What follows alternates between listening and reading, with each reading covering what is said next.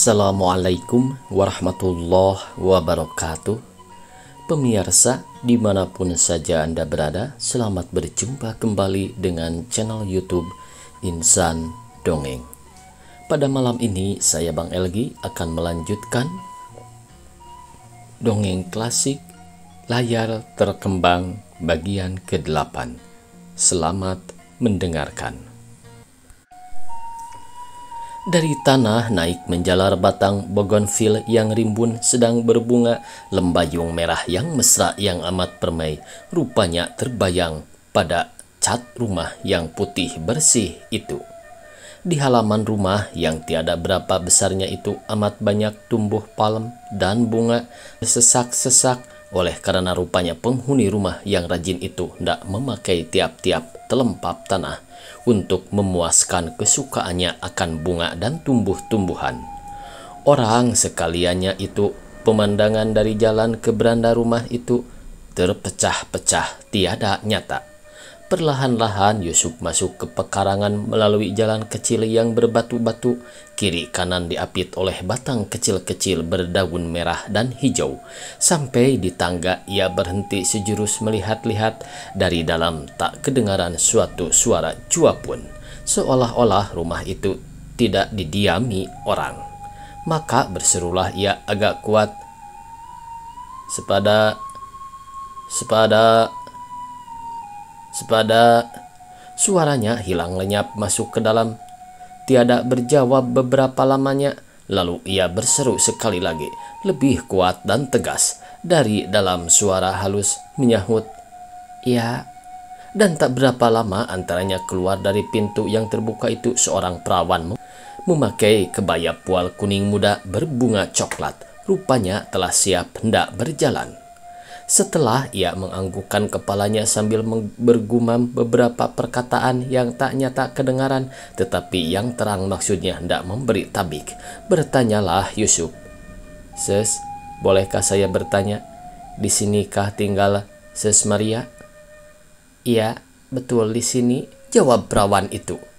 "Tunggulah sebentar." Dan belum habis perkataannya ia telah lenyap pula masuk ke dalam, meninggalkan Yusuf seorang diri di luar. Yusuf mengedarkan matanya mengamat-amati beranda itu, sebuah meja jati yang berdaun marmer dan berkaki lengkung berdiri di tengah-tengah. Di atasnya melintang menjuntai kain alas meja putih bersih yang bersulam tepinya. Di atasnya terletak jambangan tanah liat yang berkilat berbunga-bunga dan berisikan sedap malam yang masih segar seperti baru dipetik. Di empat penjuru beranda itu terdapat pot kuningan yang berisi kembang begonia merah jambu di atas standar yang tinggi dan ramping. Di antara gambar di dinding tergantung dua buah pot porselin yang berbunga-bunga melekap ke dinding seperti bambu dibelah. Dari dalamnya tergantung ke bawah tumbuhan yang hijau muda, tebal, kecil-kecil daunnya. Tak berapa lama antaranya perawan tadi keluar pula dari dalam sambil berkata dengan senyum yang ditahan-tahan, "Ya, baru bangun dari tidur, tetapi duduklah tuan sebentar." Belum habis perkataannya itu, dari balik pintu tersembul kepala perempuan, takut berani melihat keluar. Tetapi tiba-tiba perempuan itu melangkah keluar dan sambil tersenyum kemalu-maluan, Maria menuju kepada Yusuf mengulurkan tangannya. "Halo, engkau Yusuf? Dari manakah datang sekonyong-konyong ini? Apabila engkau sampai kemari?" Perkataan yang diucapkannya dengan keheranan itu seakan-akan terlompat dari mulutnya, tak sengaja, tak tertahan-tahan. Mukanya yang lusuh bangun dari tidur itu bercahaya-cahaya mendengar Yusuf menceritakan kedatangan yang tak disangka-sangkanya itu. Sejurus lupa ia bahwa ia belum mandi dan berpakaian dengan sepertinya, tetapi ketika ia teringat kembali akan itu, merahlah mukanya dan berkatalah ia sambil tersenyum sehingga kelihatanlah susunan giginya yang putih, "Ah, saya belum mandi lagi. Seperti ini pergi keluar." Yang akhir ini diucapkannya seraya memandang kepada kimono biru berbunga putih besar-besar yang berjabir-jabir melilit badannya yang ramping. Sudah itu katanya pula, "Duduklah dahulu, boleh saya pergi mandi sebentar?" Tetapi ketika ia hendak masuk, ingatlah ia bahwa ia belum memperkenalkan Yusuf dengan saudara sepupunya yang selama itu berdiri tak berapa jauh dari meja. Ia pun berbalik dan berkata pula, "Engkau berdua tentu belum berkenalan. Ya, saudara sepupu saya, Rukama." Dan sambil melihat kepada Rukama, katanya, "Kenalan kami dari Jakarta, Yusuf, student pada sekolah tabib tinggi." Yusuf dan Rukama sama-sama menganggukkan kepala memberi hormat kepada masing-masing. Ketika itu keluar pula Tuti setelah ia bersalaman dengan Yusuf. Melihatlah ia kepada Maria seraya berkata dengan bencinya, "Setinggi ini hari belum mandi lagi, dan ia berani pula keluar." Kata Tuti kepada adiknya Maria. Muka Maria merah mendengar kata saudaranya itu dan sambil tersenyum kemalu-maluan, katanya, "Temanilah Yusuf, saya pergi mandi dulu." Dan ia pun lenyaplah ke dalam.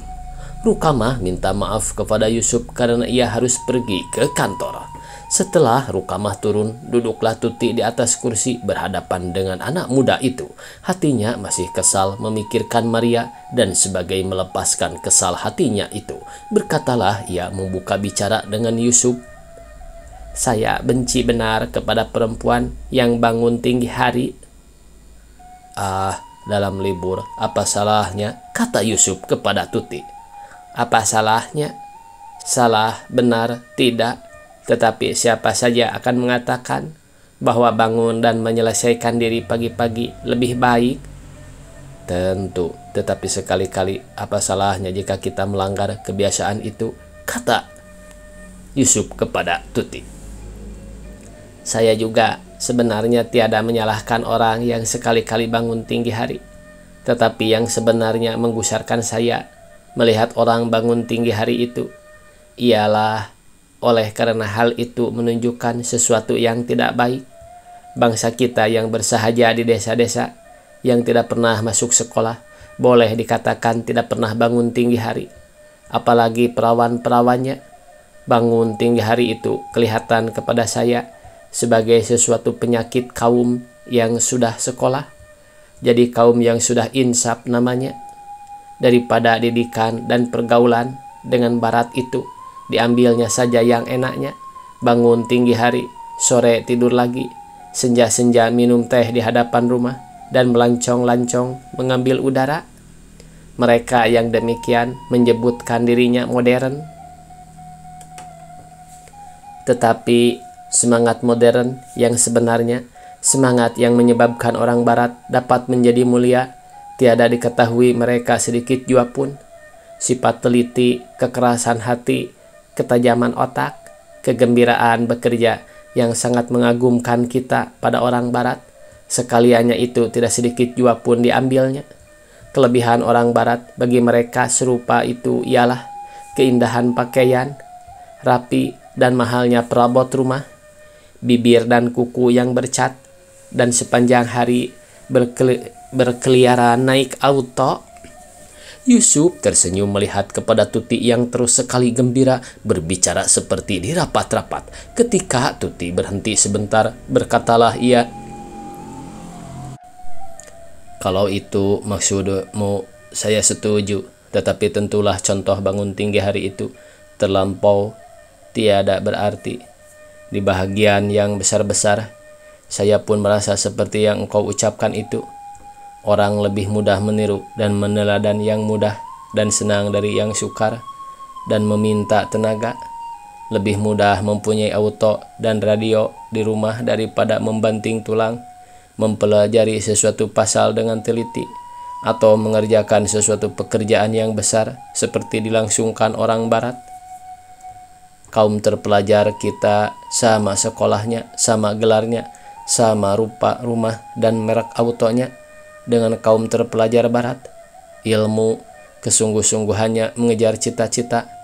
Keluh orang mengatakan kaum terpelajar bangsa kita tidak produktif, kurang banyak menghasilkan, sesungguhnya mengandung kebenaran. Ya, Itulah yang saya maksud. Boleh jadi contoh tidur meninggi hari itu terlampau kecil dan tiada berarti. Saya benci kepada yang tidur meninggi hari itu. Oleh sebab hal itu saya anggap sebagai suatu akibat dari suatu pendirian yang hendak enaknya saja. Dalam kita menuju ke suatu cita-cita, yang kecil-kecil itu tiada sekali-kali boleh kita lupakan. Kita harus konsekuen, harus tetap pendirian sampai kepada pasal yang kecil-kecil pun. Terutama sekali dalam pergerakan perempuan, menurut pengalaman saya, sekaliannya itu harus diingatkan dan ditunjukkan.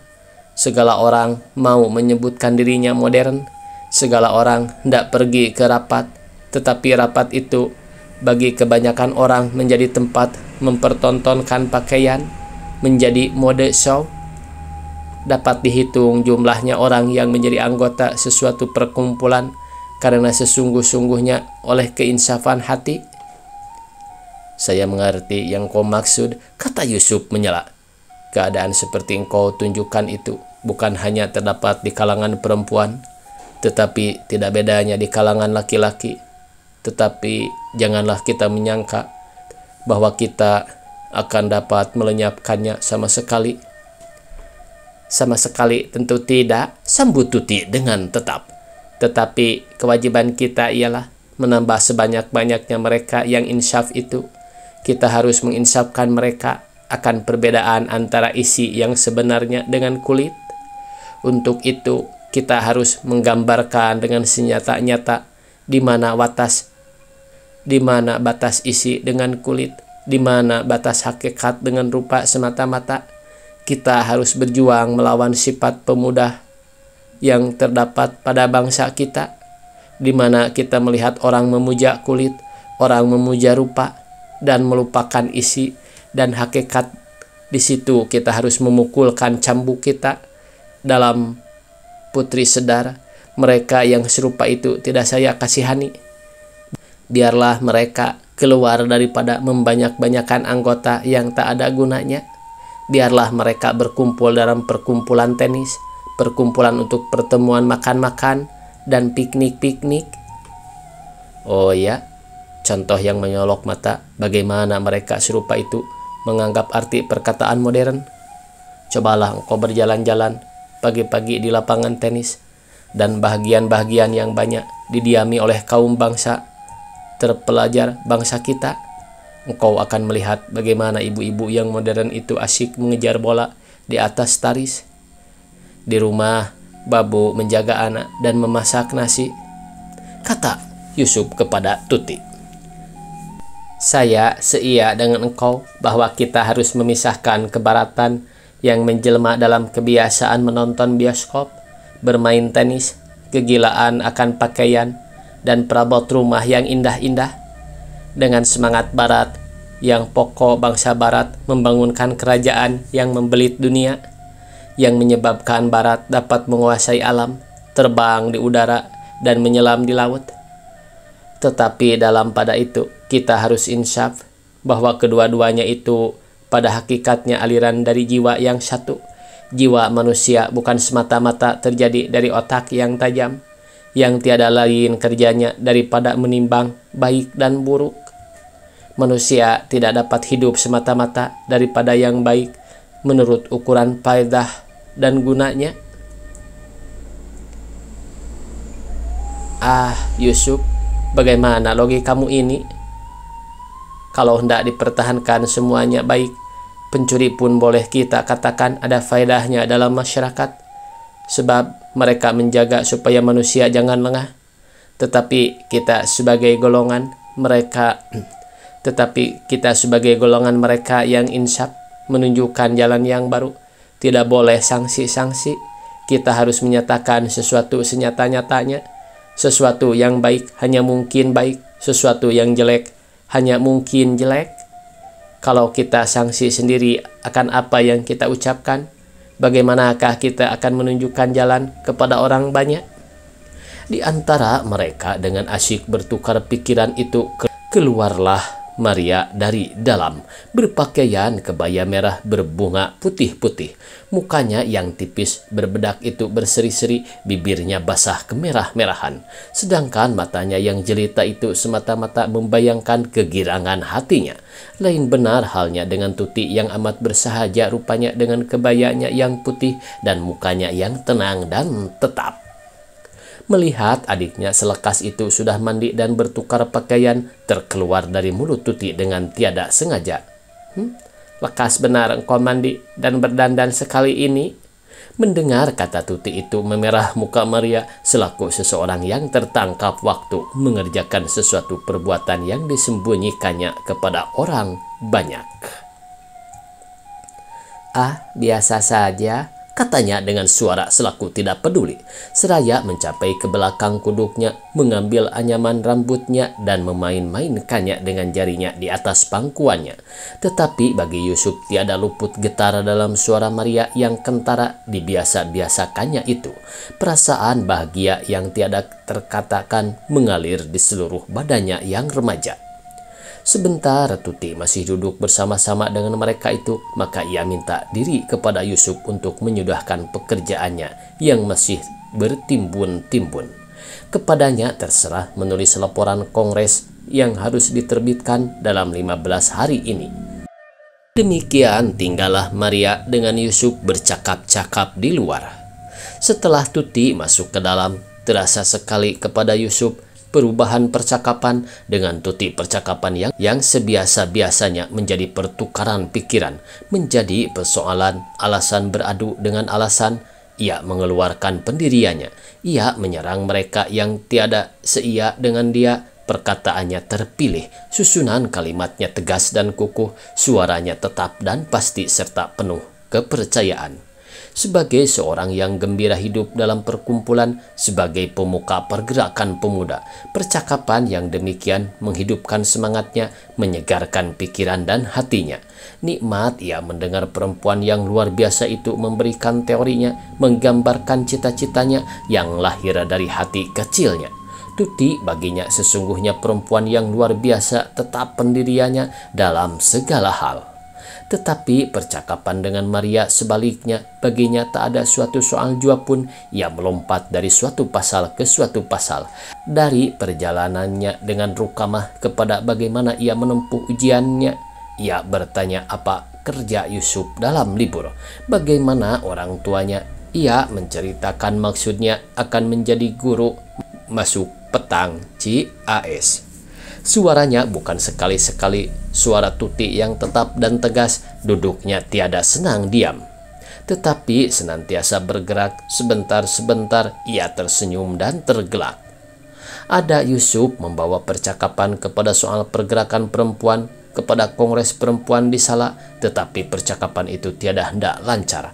Maria terlampau banyak mengiyakan saja. Ia tiada mengeluarkan pikirannya, sehingga Yusuf membiarkannya pula membawa percakapan itu ke pasal-pasal yang disukainya.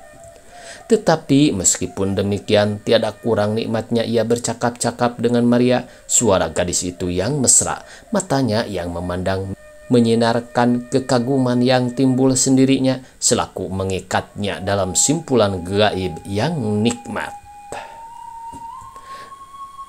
"Kau tentu belum menyarap," kata Maria kepada Yusuf menekan dengan suaranya yang lembut.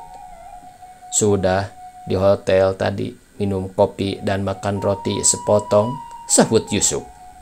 "Bohong, engkau mesti menyarap bersama-sama saya. Mesti, tidak boleh tidak." Lemah sebagai cumbuk bunyi suaranya, tetapi Yusuf tiada dapat menyangkal lebih kuat dari paksaan yang keras.